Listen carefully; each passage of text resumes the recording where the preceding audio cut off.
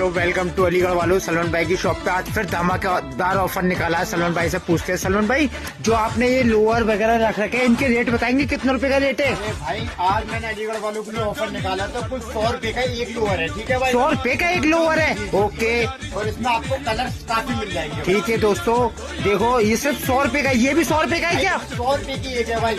वाह भाई वाह यार, क्या ऑफर निकाला है सलमान भाई ने। और आप लोगों के लिए guys end off season cell निकाली रखी है। बेहतरीन से बेहतरीन आइटम मिलेंगे, सिर्फ ओनली फॉर 100 रुपए का आइटम है।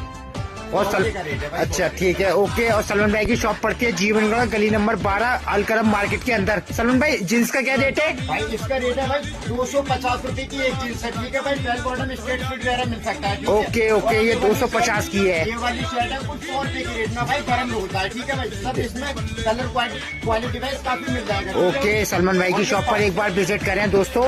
ये 500 रुपए की 3 जैकेट है।